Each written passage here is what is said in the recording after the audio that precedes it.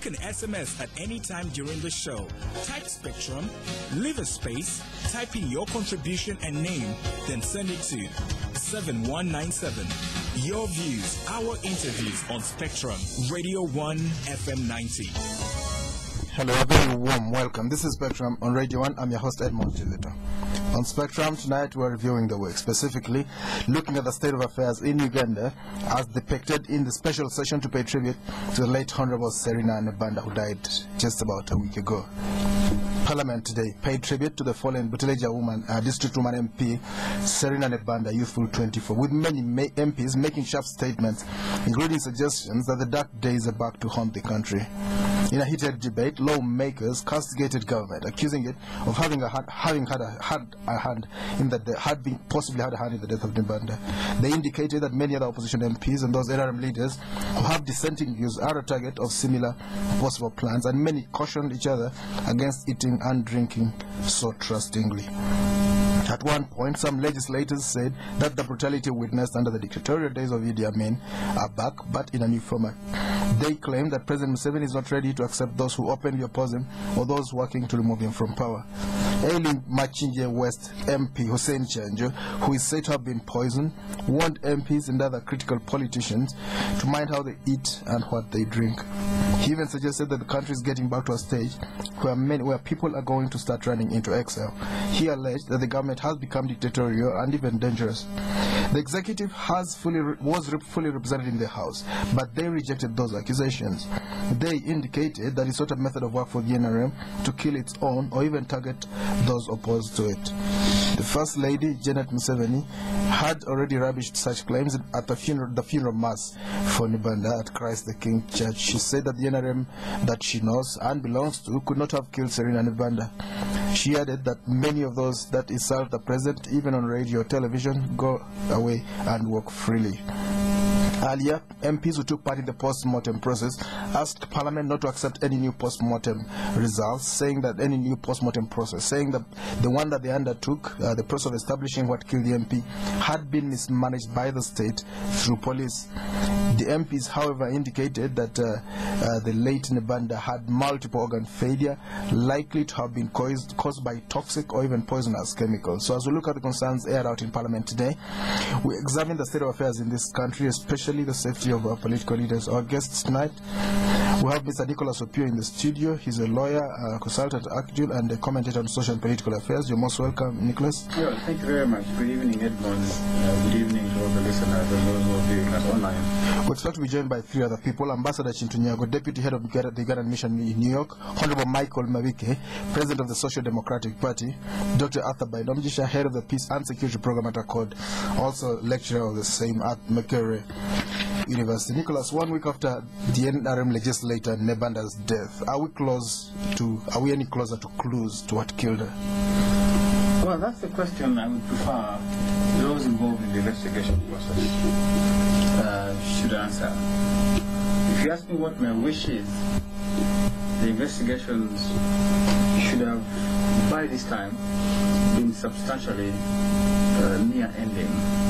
If the process was from the very beginning properly managed, and if all the parties that were involved in these investigations played their part diligently, honestly, without any manipulation. So if that was the case, then by now we should really have a fair idea about the clues that the police is actually following. As it is, up until now, there is no clear indication as to what clues exactly we are actually following. What appeared to be in the beginning to be the main clue that was to be followed, her close relationship with her boyfriend, seems to have died off. Nobody seems to speak about that now. Neither the police nor any authorities is providing us any detail or attempt to trace the whereabouts of her associates who are alleged to have taken her to hospital. Except for the first press conference given by the IGP, at which he alleged all sorts of things, some of which turned out to be, incorrect. Just to choose a better word, really, things like he shows a drug abuse and a drunkard. That's what she's saying. He hasn't apologized or even retracted them. Well, maybe he will. He will wake up to his senses and say sorry. But I think that apart from that press conference, there's no indication now as to what killed her or who killed her. Rather now we've been mad in this whole politicking and deep debate about what I think should not have been the discussion really if somebody has just died. I think that the process got crowded, the process got messed up. The family, I think, also in many ways, didn't conduct themselves as those in grief. You have the family addressing the press almost after every 8 hours, making most of accusations. I think that process just really got us to where we are, and and where we are at now, we have no idea about what happened to the Honorable. Maybe they'll get the act together and a clear investigation process, a credible one, a trusted investigation process will be done that will give us a clear indication as to what happened, because people are worried. I mean, you had the tones in Parliament, not just Parliament, in the general public. People are deeply worried about personal safety and personal security, especially for those who are seen to be critical of the state, or those who are seen to be not praised singers of the powers that be. People are deeply worried, and this worry cannot be unfounded, because you actually have examples. The Honorable Saint Chanju, we all know. He could hardly speak in Parliament today. I think that he went there to make the point that, look, it happened to me. So I think that we've got to be very, very concerned about that kind of attitude, that kind of feeling, because it is real, and you don't have to look very far. Every day in our press, print and electronic, you have cases of people being killed, people dying. There are no reports what caused their death. There are no accountabilities. People are dying every day. It began with fires, we've gone now to shootings, now we've gone to poison. So there's serious concern about personal safety and security in this country. No wonder then that many people now resort to private security for their own safety. Perhaps if you're now dealing in fierce dogs for security, you're in business. If you have the most lucrative business now might actually be private security guards. Companies are emerging every day. The fact that people are resorting to private security instead of relying on the state, which is a primary provider of safety in this country, speaks volumes about our own safety. In any event, I think that what we need to do really, and again, this is just because you think about the ideal. What you need to do is that we need to begin to have confidence in our security services, begin to have confidence in our police. For as long as we don't have confidence in police, we have a police force that is not viewed as pro-people, a police force that is not viewed as being, and then take nothing away from the diligent fellows in police who are doing an excellent job. I spent the better half of my morning today at the CID headquarters, and I had a chat with the CID director. In the afternoon I had a chance to go to SIU just to go and see what they're doing. These folks are doing an incredible job. But you still have that really not as the norm cutting across, rather as the exception, as the only outstanding cases. But I think overall, personal safety and security in this country, there's serious concerns about it. If you look around, people who are safe don't build high walls, don't have very fierce dogs, don't live in fear of the next door neighbor. We have serious problems about fear for personal safety, and unfortunately we have failed to instill confidence in our population about the ability of the police, the ability of the security agencies to actually do a good job. And again, just to be fair to them, they might be doing a lot of good stuff, and we just don't know, because by nature of their work they're very secretive. They might have prevented bombings from being done in Kampala, or secured our life in a way. But each time they fail to do that, it is so pronounced. It is so pronounced that we can't help but pounce on it and make the point that they're failing us in their duty. That is my view. I think that we have to do better. If you don't do better, I think that such sentiments such as we've had in Parliament today, and I think that most of these MPs, in my view, spoke out of just grief, out of anger, it was accumulation of what has happened in the last 1 week, what has happened to their own colleagues, the conduct of the state, and what the president said. I think it's just pure grief.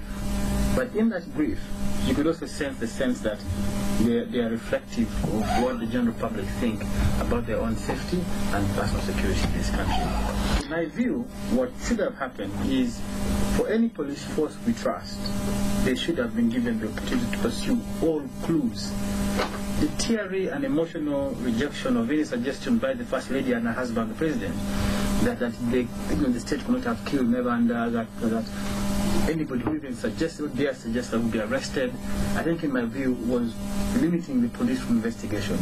What we should have done, he said, all clues, all leads as to the cause of death will be pursued, including and not limited to other things that are being said by the public. In that way, you will instill confidence in the process of investigation. Because if you don't rule them out, you're saying, don't touch us, try as well. Apparently, Nebanda was at Munyonyo before she rushed by herself or whatever to that house. Nobody seems to be talking a lot about Munyonyo. How has the government handled the investigations broadly? Well, first, you would think that the first thing that should have been done is to reconstruct her last days. Okay? From the time she appeared, we know that in public she was at Parliament when the President addressed the Parliament, and unfortunately was mentioned by the President adversely in his speech. We should have begun to construct what happened from that point to the point at which she died. We should have begun to ask ourselves, who did she speak to? Where did she go? What did she eat? Did she speak to anyone? Did she complain of being sick? We had to construct this scene. What we now have is that there's in the attempt that we don't know. There seems not to be an apparent attempt, or if there is any, the public has no idea about, that this is being done. So I think that that's one thing we must address seriously. Secondly, I think that in terms of the response and the management of communication of the processes from this event, I think that in many ways we gaffed.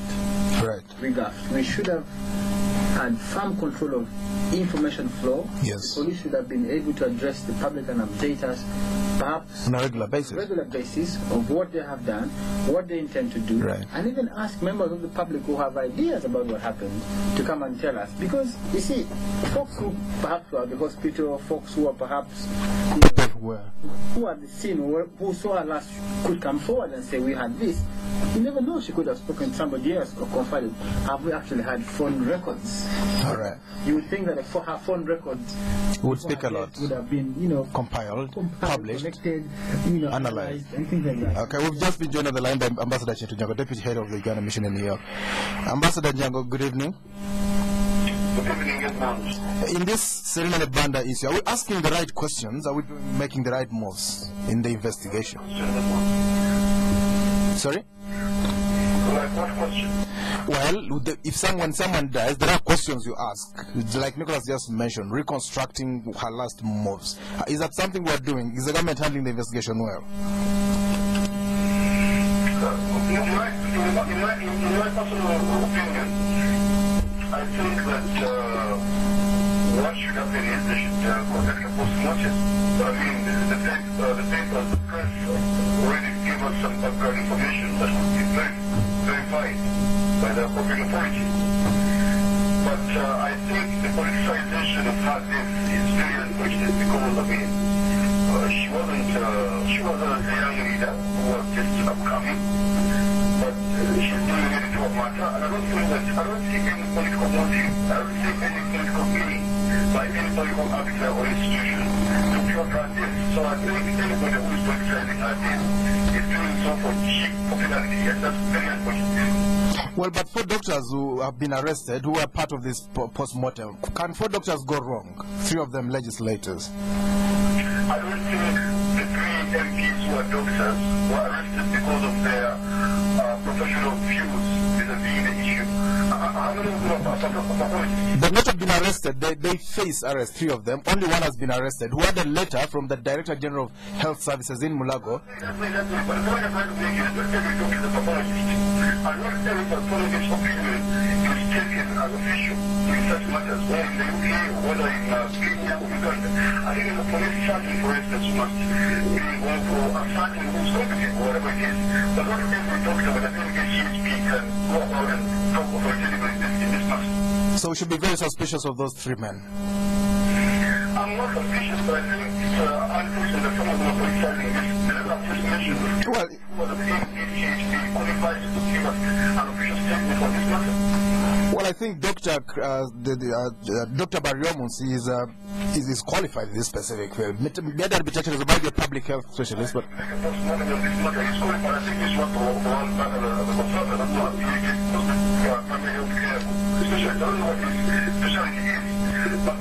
struggling with more the kind of doctor that people go to for consultation when they have your postmortem.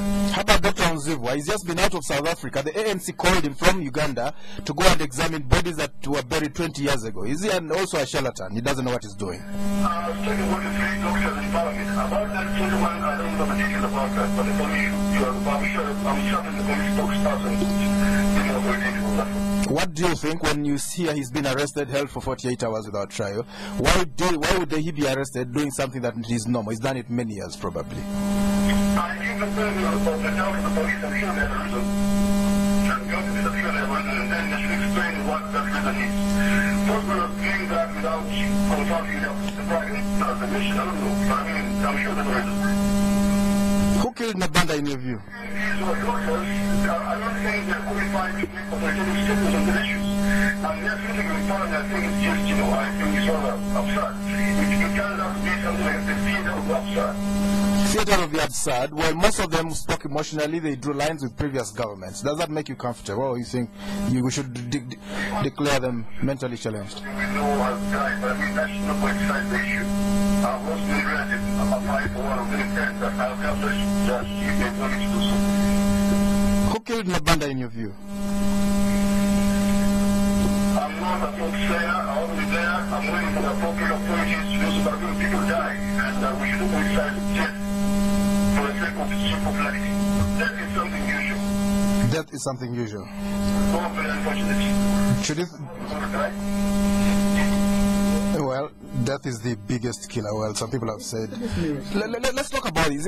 Should we regard it as business as usual, Nicholas Opio? Death comes, death goes. Now, let's get back to the studio briefly. Do stay with us, Ambassador, as we continue to discuss this topic. Well, you see, it can't be business as usual, really. Yeah? This for me is the apex of what has been building up for a long time. And I made this point here before, I think sometime in the week, that you have people who have complained publicly about being poisoned or being attempted to have been poisoned.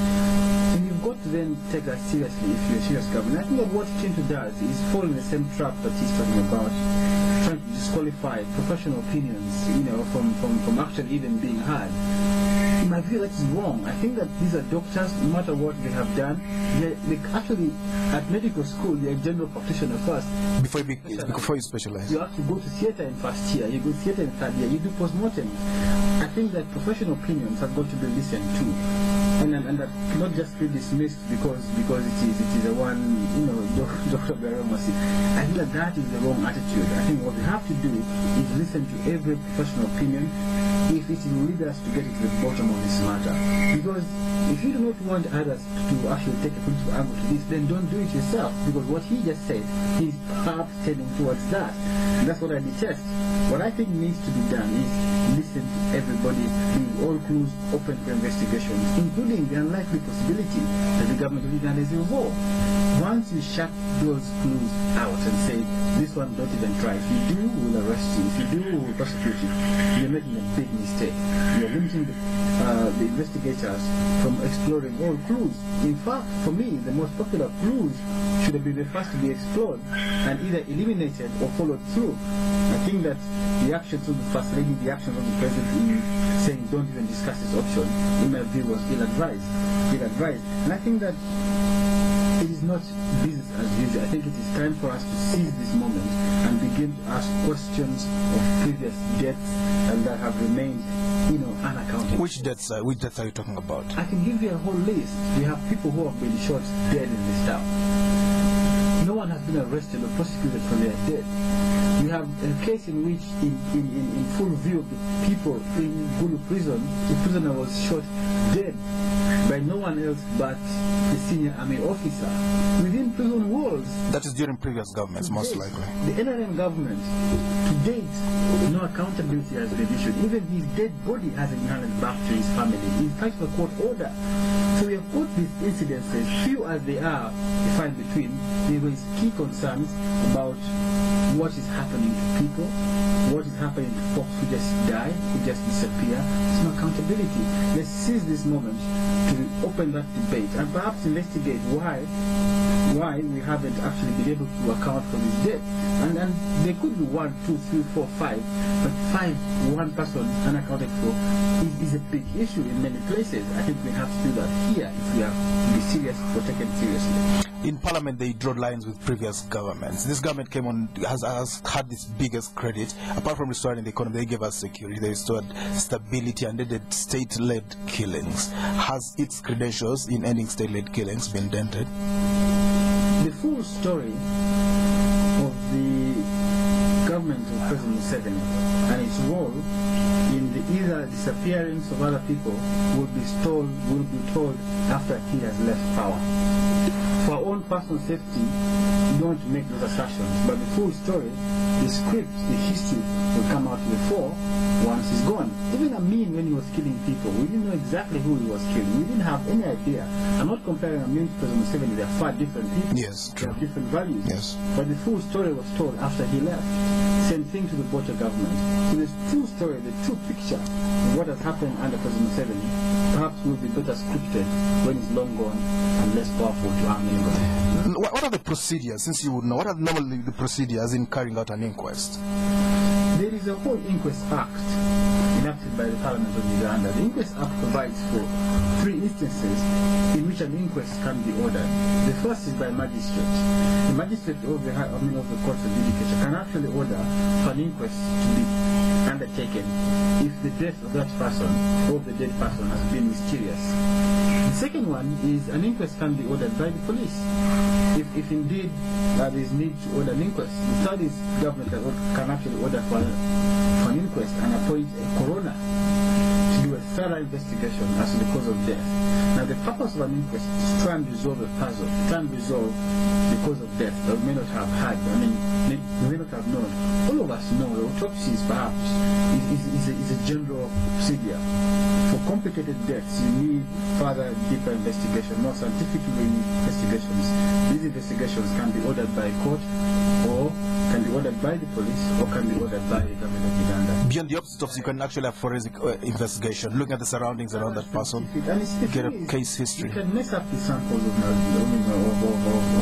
Nebanda. We can mess it up, but it's fine. Yes, Arafat's cause of death was just discovered weeks ago. After they dug him up. Years ago. So whatever you're trying to hide, it's just simply temporary.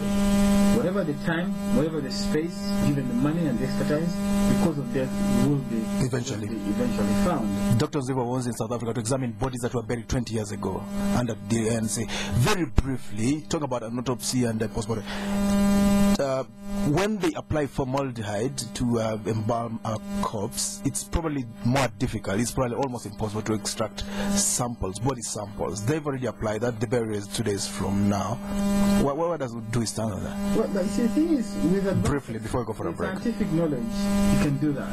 And then just before I even make that point, I think the ugly manner in which we treated our top specialist in this was, in my view, is simply unacceptable. We have a top doctor in this country who is sought after all over. Trusted by South Africa, the biggest economy and most developed. Ordinary folks in this town? Come on, guys, that's ugly. Spectrum on Radio 1. We'll go for a break. We'll be right back.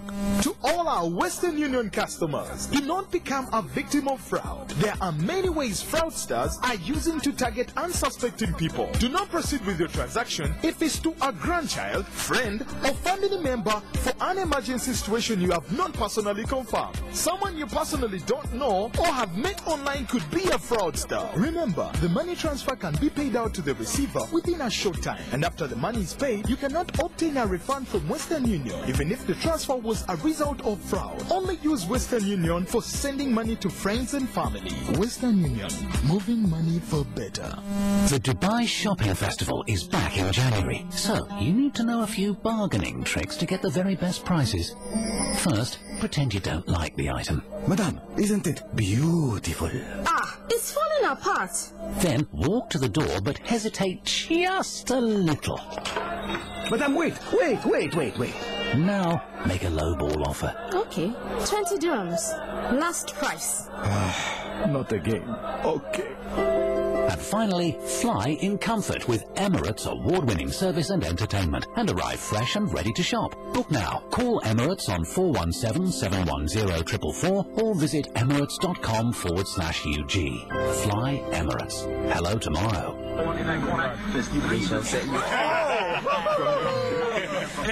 Excuse me, guys. Let me through, please. Yes.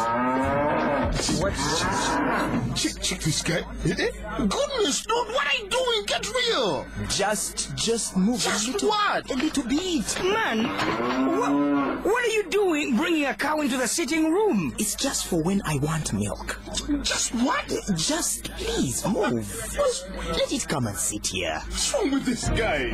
You cannot keep a cow in your home, but you can get the freshness of its milk straight from the farm into your home. Get fresh dairy milk for freshness straight from the farm every day.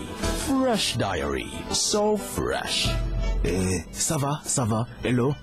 My name is Kogole Andemina, very serious Congolese tailor. People see me when they want to look good. People leave my shop looking like superstars of TV. But however much I make you look beautiful or even sexy like me, I cannot change the person inside, the real you. Kind of like Uganda Waraji. It has this beautiful look, but inside they have maintained the same old spirit that we know. The same old spirit we have known for many years in a new suit. New look. Oh, you need to try it. Enjoy the new look Uganda Waraji. The same Ugandan spirit with a new look. Uganda Waraji. Same spirit, new look. Uganda Waraji. Excessive consumption of alcohol is harmful to your health. Not for sale to persons under 18 years. Please drink responsibly. Spectrum on Radio 1 FM 90.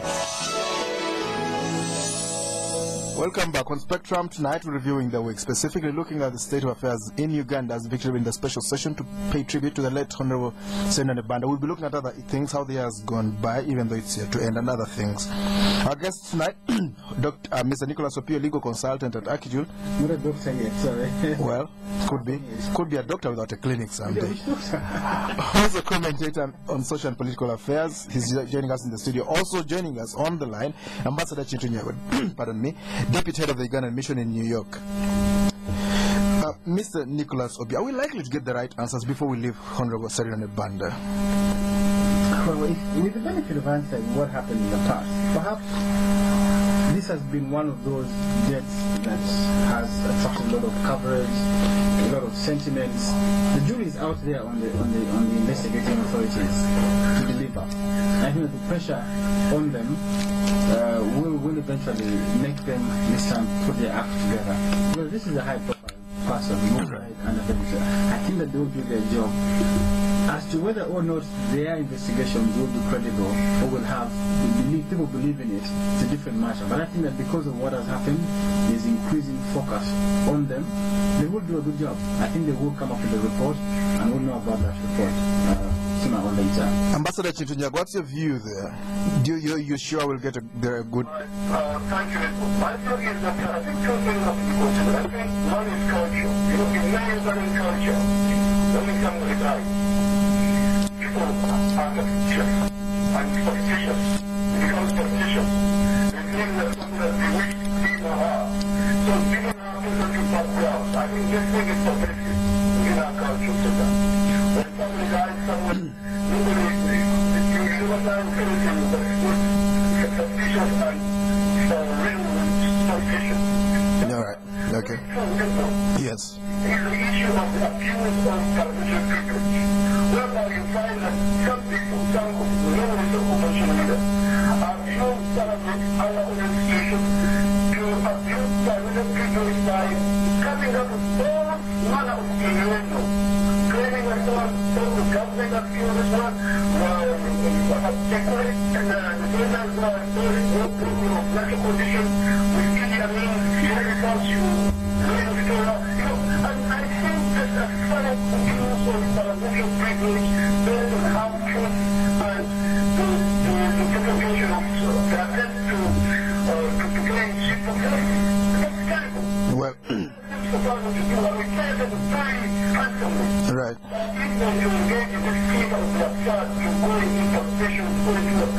sounding outside yourself, Mr. Ambassador.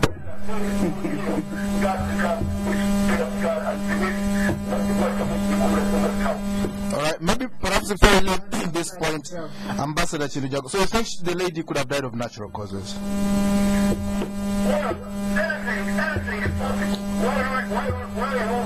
Why claim that she's been murdered? I don't think any political gain to murder that upcoming unfortunate journalist. All right. She was good until right. Okay. I mean, there are people who are because people who are really engaged in this country in military police. They are full of it. That's all. I'm not like this.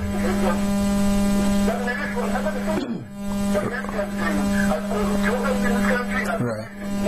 Okay.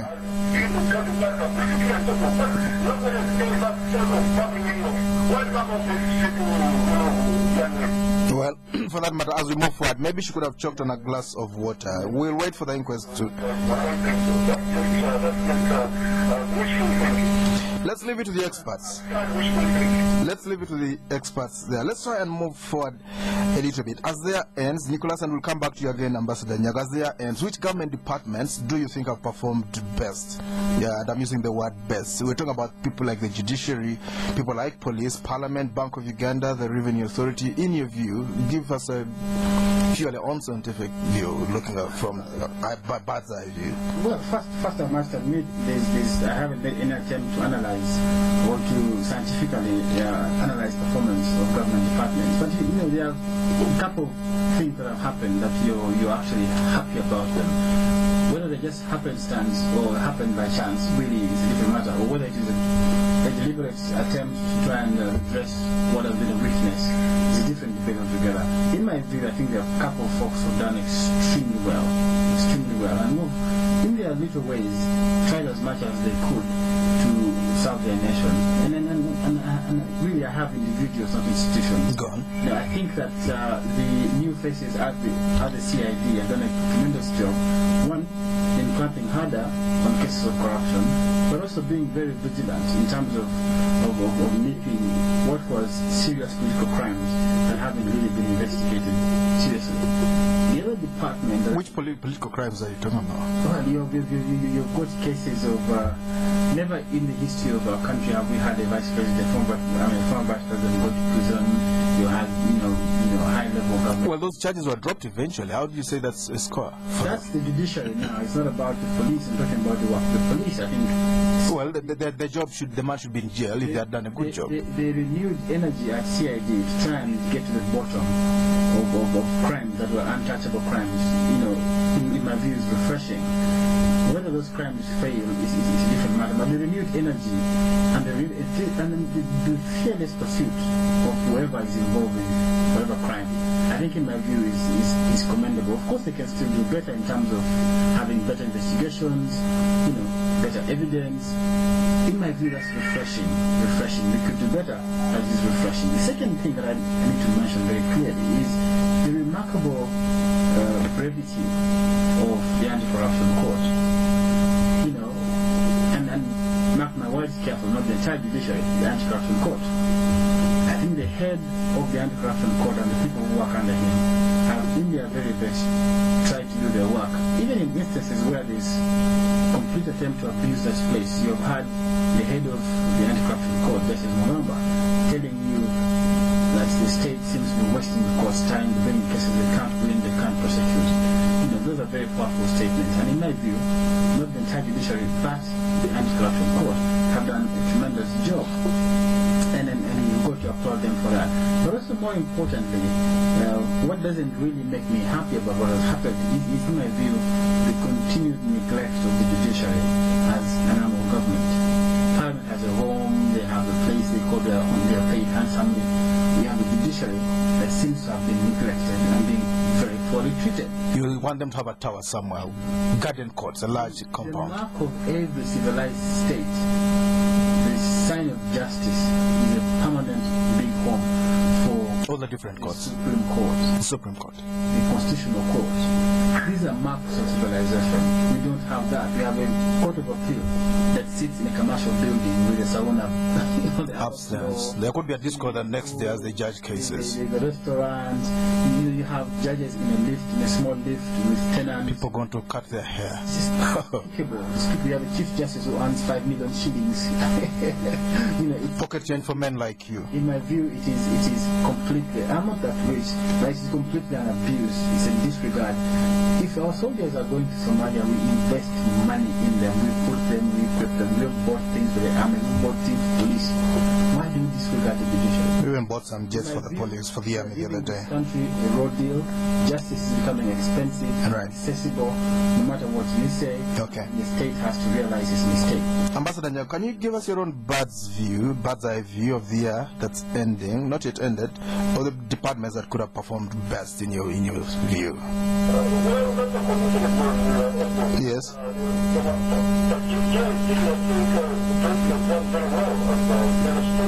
And of course, you had your able help for a long time. What can he say? You had your able help. Maybe that's what helped matters. Go on, sir. Go on, sir. Go on, sir. Go on, sir.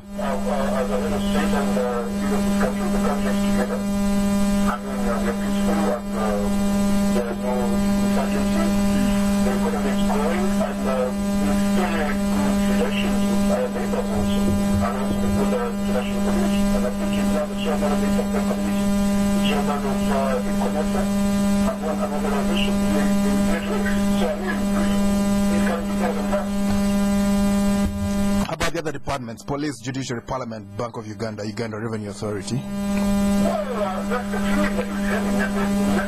All right. So,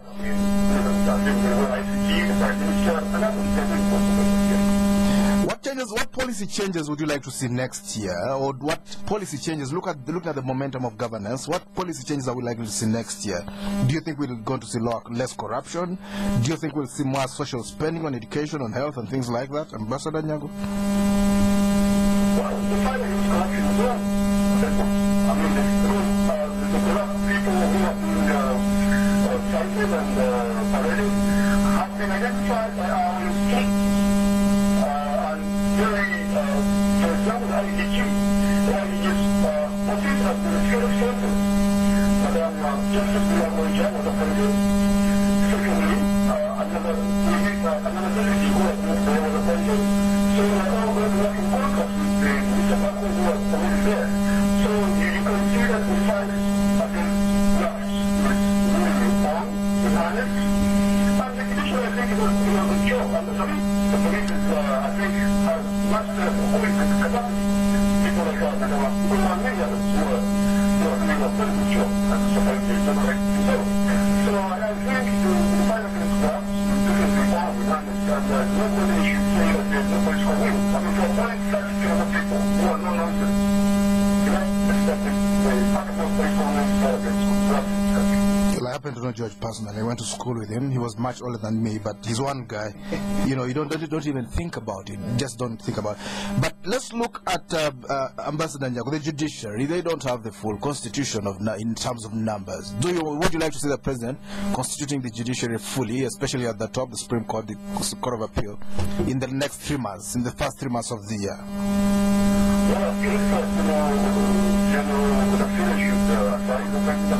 Well, he does it already. Doesn't need advice of an expert on that. Do you work together with Tamale Murundi?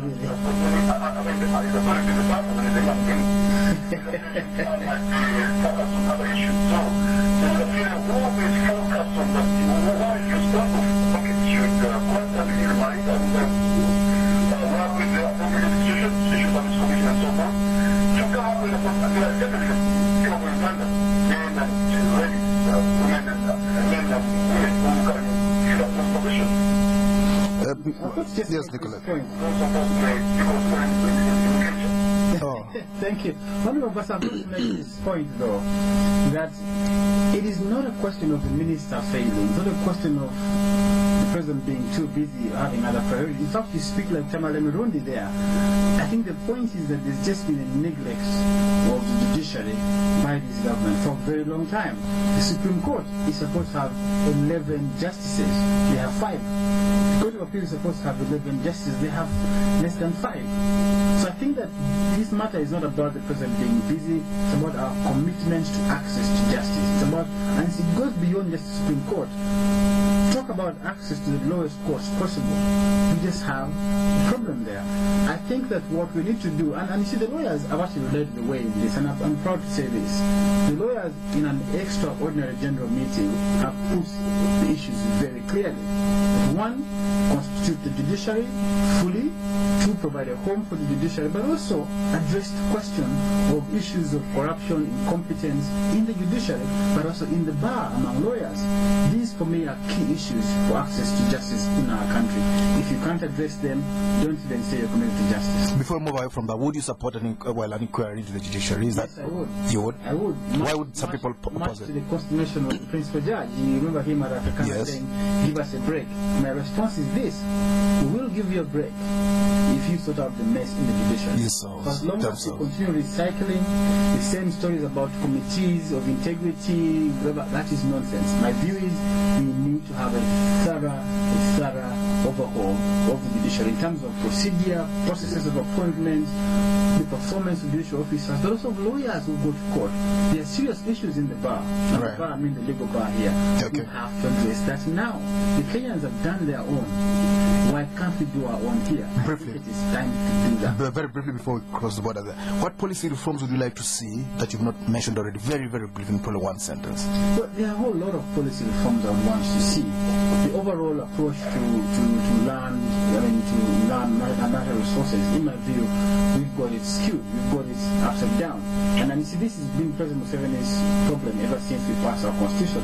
In 95, when the constitution was being promulgated, he said, everything else in this constitution is good except land.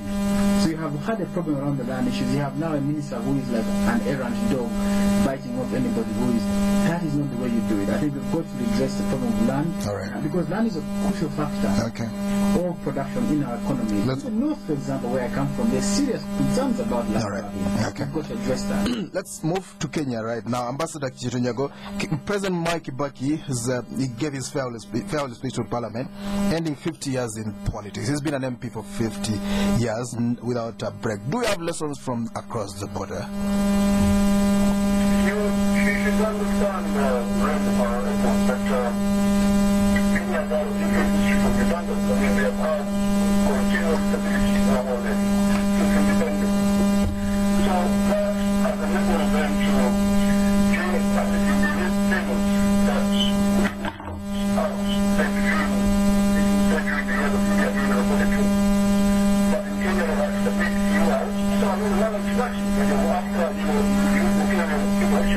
then you were picked up by the Jewish letter to come and start to work, become an administrator for Kanye, and then you were after a Jewish cabinet. Correct. The cabinet was very happy so years before he was took by the Kamal. So the Kamal Kachipati is, that kind of Kachipati is the minister, then the role becomes a vice president, Kamal came there. Right. I think of Mr. White for a long time. Okay. Finance minister. So by the time he became president, the presidency had the capacity to influence government. All right. Right. Okay. The man was vice president for at least 10 years before he became president. So by the time Mr. Moi became the head of state of Kenya, he knew how to change the whole thing. All right. Okay. That's very true. Very accurate. That's true. So really, Check on you. All right. Thank you for that analysis. Let's wrap it up. Let's talk about South Africa briefly, very briefly. You live in South Africa at a certain level. South Africa's, well, President Zuma got another slot. He was endorsed to run in 2014 for another 5-year terms. They deserve it. Very briefly. There's still corruption in that place. Crime is still high. The economy is not doing very well. Do you think he deserved it, or what lessons can we pick from there as well?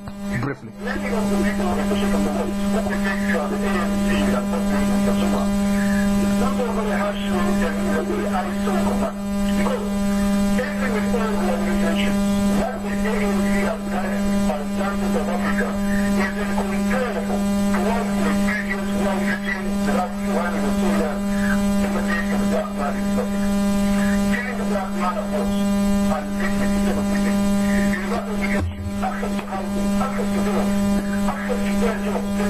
the same in Uganda, Kintu.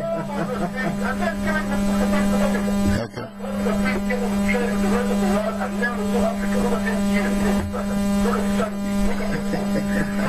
I need to respond to that immediately. Okay.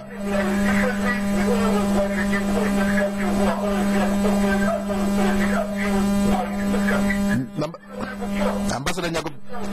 All right. Before we get back to the studio, because time cuts us short, RPF marked 25 years. President Museveni was there. He was named as honorary mentor. Did Uganda back those rebels officially? They denied it all the time in those days.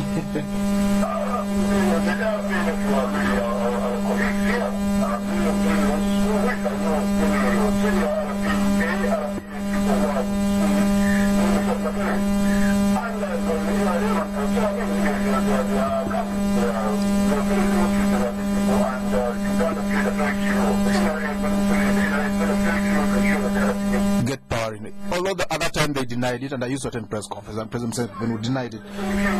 All right.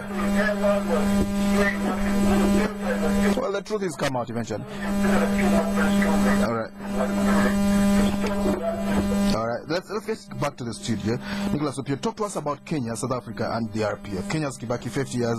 Moi was MP for 48 years. Talk to us about that. Lessons there, South Africa, Zuma, and the RPF as we end this discussion tonight. Of course, I mean, Kintu Nyago, for reasons we all know, is being a double-faced analyst in saying what he's saying. What you ask of the ANC should be the same thing you ask of the government in Uganda about access to jobs, access to roads, a good growing economy, equitable distribution of wealth, and all that kind of stuff. But I think that what we need to do is the same thing that I've always said here, that we've got not to look back at where we come from, but at how far short we fall of where we want to be. Lost opportunities. To begin to compare the ANC and the Afrikaner guys, in my view, is a cheap argument. What we need to do is reflect on how far short we fall of where we want to be, and begin to address some of those concerns. Same thing in Uganda. This thing about comparing Museveni and Amin, Museveni and Bote is really, for me, as one is it's mild and actually should be abandoned by any serious analyst. In respect to Kenya, I think that there's lots to learn, even if Kintu begins to emphasize about history, again going back to that history, there's lots to learn. There's lots to learn about transfer of power, about reform of government, about meaningful constitutional reforms. We all look forward in this country to having a president who has peaceful handover of power. It's never happened. And we don't have a living past president. President has a chance. We actually do have a living past president. The three folks under the military commission who let arguable God who still live, and one is here neglected in Naguru. Done. So we need to have a president who will hand over power and be the statesman. President Museveni has the chance. Whether he will seize it or not, it's up to him really. I don't know. So we've got to look at that. On Rwanda, Rwanda's history is of course a tragic one. But what is now known, and which Kintu denies and doesn't want to admit, is Uganda's role in installing the government of Uganda. We all know. He's owned it. President Museveni went to New York, was denying, he was in New York when... I remember very well. But he went to France at that time. In opinion, in the papers here, he said they supported the RPF. I think that has to be made, and that's the reason he's been invited to mark 25 years. What it doesn't pick from the RPF is that there is actually a definite period of exit for Kagame. 2017. What he meant, the person he met, he was an intelligence officer here in this country. At CMI. So he has got to learn from that you have to have predictability with change of government. That is crucial and important. How I wish he should begin to think about restoring term limits and taking a holiday back in his farm and being the statesman, being the elder statesman in this country. Because, take it or leave it, he's done his part. Every day I look at him, the wrinkles on his face, no matter what the photoshops you have on his photo, this keeps growing. He's got to go home and rest. As we, maybe perhaps before we go, and I'll ask you the same question, Mr. Ambassador, do you think the RPF is getting stronger? Would you draw parallels between it and CCM in Tanzania, Chama cha Mapinduzi, and the ANC? Absolutely not. I spent 8 months in Rwanda last year doing some work, which I won't tell you what it was. The RPF, the nucleus of RPF, is breaking apart. All of us know the top 5 have fallen apart. Others are now alleging attempts to kill them in African countries. So the RPF as an organization is only I think in my view being held by a strong man in Port Kagame. Once he grips power, there will be a huge challenge of holding together that party. I think it is still too soon to compare that to CCM or Tanzania. Of course, they haven't had a power change. Ambassador Nyago, would you say the same thing, sir? About the LPF being strong? Yes. Would you parallel it with the CCM?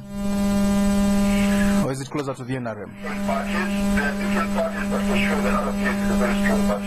From a distance from what I can observe. I think it's going to put 90% or something like that in the last elections. They are quite strong, and for sure they have done quite some important communities. Basically, like saying power and movement and ordinary people, and they attempt to provide services to the logistic community in the country, because the country and especially the Arthur and Bainomugisha, those are people who are at the Seneca agenda.